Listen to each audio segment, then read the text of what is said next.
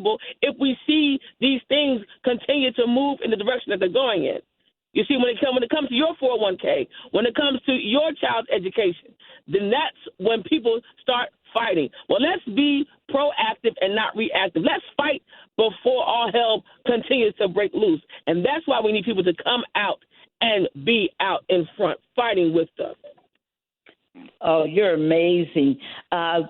And just thank you for everything. How do people get in contact with you? How do people, Shavon, how do people get in contact with you? How do people become a part of NCNW? Tell us quickly as you get ready to do for it. Absolutely. You can follow us at NCNW_HQ or go to ncnw.org.org. Follow us on Facebook, on Instagram, on LinkedIn. And listen, we are the only Black and woman-owned building on Pennsylvania Avenue. Woo-hoo! Support NCNW, support our young people, and make sure that we keep our institutions alive and present. So please follow us. Please check in with us at the office. We have public tours for people to see our building and to see the history of a Dorothy Height, of a Bethune, of an Alexis Herman. Rest in peace. Yeah, we are here, and we're here to stay. Well, God bless you. Thank you so much. I appreciate y'all so wait much, to y'all. join you tomorrow. I can't wait for you for our program tomorrow and for all of us to let it rock. And then Saturday, people, get ready. Mark your calendars for tomorrow evening at 7 and mark your calendars to be out there with us at 11 o'clock. Is that right, Kim? At the City Hall in Washington, D.C., right, where we're going to rally, and then we're going to march to our beautiful National Museum for African American History and Culture. No, hands off, hands off. Thank you so much, Shavon. Appreciate it. Love y'all so much. Thank you. Yes, thank you. Wow, Kim. Woo! There's so much going on. We heard Reverend Arnwine Bradley this morning. Woo! Please. We have some preaching in the house. She brought it, and people, this is just, her stepping out of a meeting. Get ready. Mm-hmm. Get ready so for what's imagine what you're going to hear tomorrow. Imagine what you're going to hear on Saturday. I mean, we are ready. We are so ready. And Carl, I know that you were listening, right? Yes, absolutely. And I know that, that you also, have been doing a lot, and we're going to talk about, everything. Kim, for the people listening throughout the country, they're saying, okay, I can get on that program tomorrow and watch it because it's for free. Folks, you can watch it from anywhere in the country. Kim, tell people again how they can do that.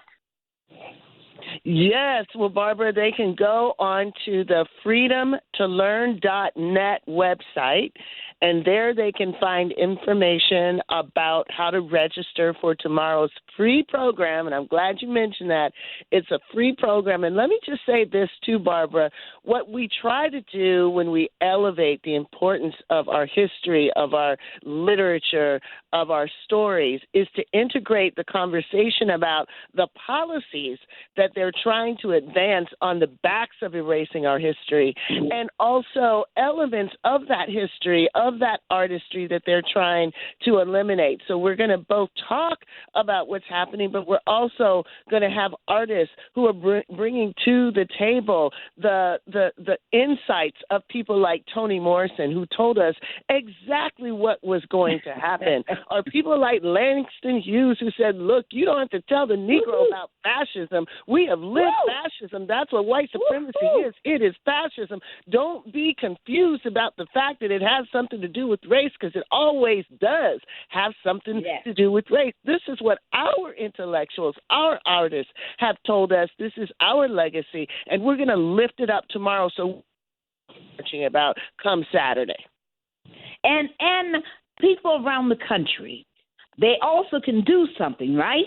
They don't have to say, I can't be in D.C., I can't. Although I want everybody from Northern Virginia, Maryland, Delaware, good old Pennsylvania, come on now, be with us here in D.C. on Saturday. But what can people do in their local communities right now?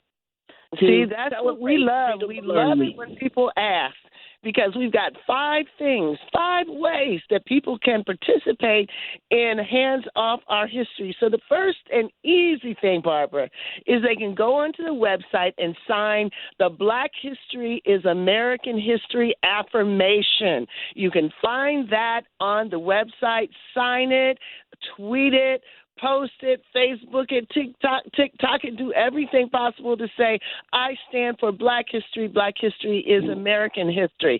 Of course, they can show up for May 3rd, not just in Washington, D.C. If they're in the area, they should join us. But there are Black museums all over the country. Find out where the closest, nearest museum is. Go to that museum. Bring some people with you. Say, this is our history. We're not going to let you take away our history. Now, for those people who are really the history buffs, take our Uncovering Black History Challenge.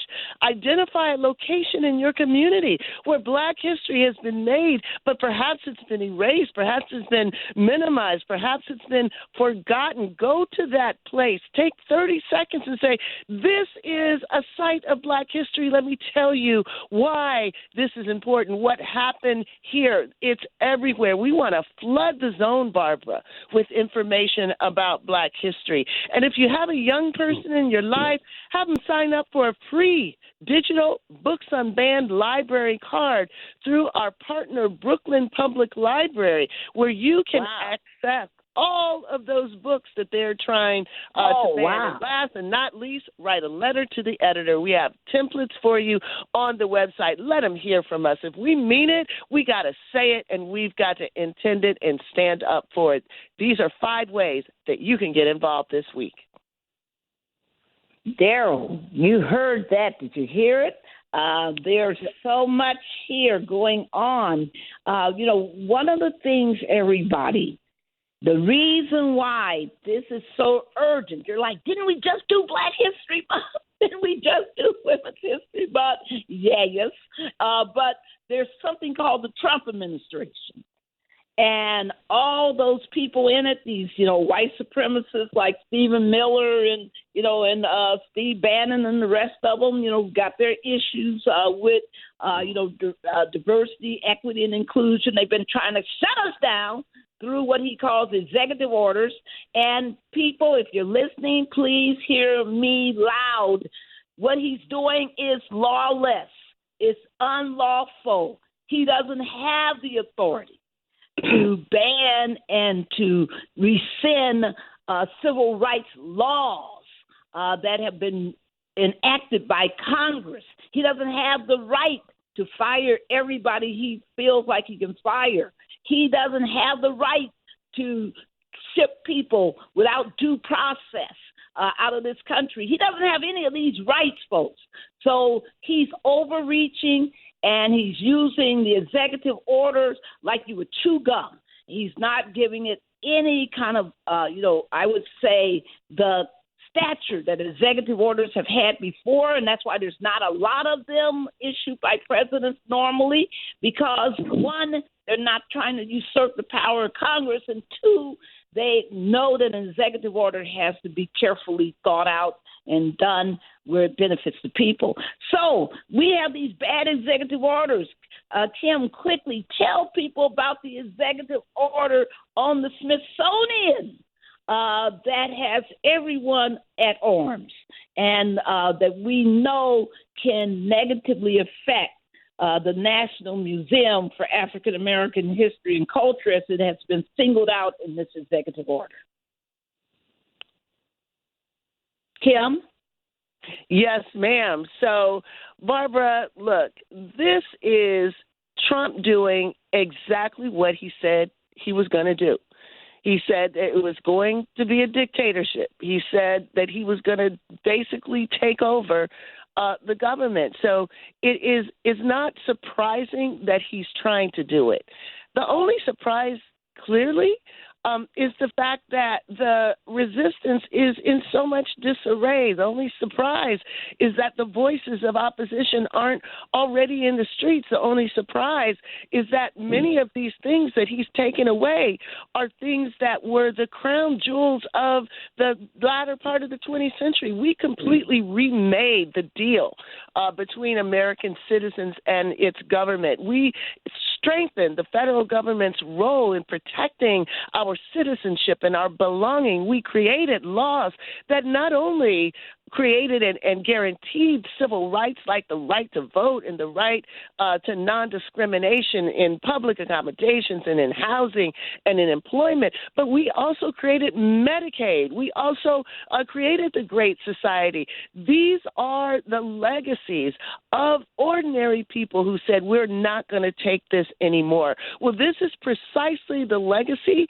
that he is trying to dismantle. And whenever he is able to point to something like DEI, whenever he is able to fire the most decorated African-American and the highest-ranking African-American in the government, whenever he is able to blame black people in particular for something that has gone wrong, he's using the classic strategy of pointing and misdirecting the attention to black advances while he robs everybody and everything else blind. This is basically a fire sale, dismantling the federal government, and they are counting on the reality that anti-black racism will distract people long enough and silence us long enough so he can get the deed done. So whether it's through executive orders, whether it's through defunding, whether it's through firing thousands upon thousands of people, whatever he is doing, he is counting on the fact that we can't get our act together to resist and take our country back. So that's what we're doing. Look, there are many, many things at stake, but we know one thing for sure. If you take away our memory, if you take away our tools, if you take away our story, then you've undermined us as a people. So Saturday is just the beginning. It is the spark. It is the fire that has to be lit this time so that this summer we show them they don't get to take away everything our ancestors have died for, and they don't get to ruin our future in the process. So whatever you do, do something this week to make that message known. This has got to be a time where we rise up and take our country back. And thank you for that, Professor Crenshaw, because, I think that you're right on point when you're talking about resist and folks resisting what's going on. A lot of times people feel helpless, that they're in a position where they're just giving up. They're throwing their arms up in the air. What can I do? I'm simply, I'm not a professor. I'm not a lawyer. I'm not this. I'm not a political leader. And, Carl Smith, one of the questions I wanted to ask you, because oftentimes when we get into the resistance talk and we understand what's happening, people forget about the power that they have from the community base. Folks forget that power doesn't go from the top down. Power goes from the bottom up. Carl, could you share with us, your responses to some of this that you've heard, what should be going on with these executive orders and the community response and what communities can do?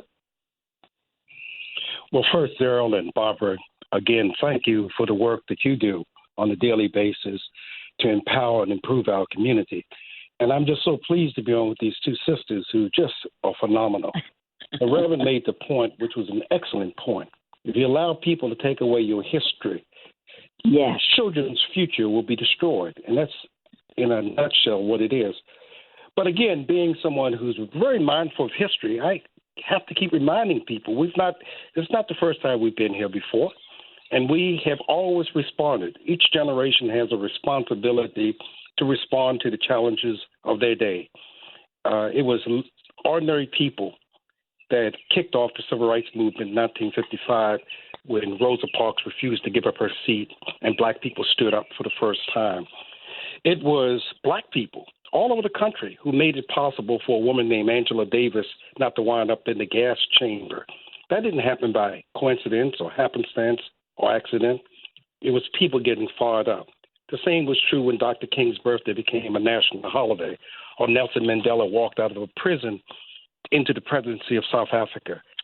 They have attempted over the course of history to suppress us, and we've always responded. I think one of the great things that Donald Trump has done was something he didn't expect to have happen. There are a whole lot of our people who were asleep, who thought we'd made it, that everything was fine. As a result of what Donald Trump is doing, people find themselves having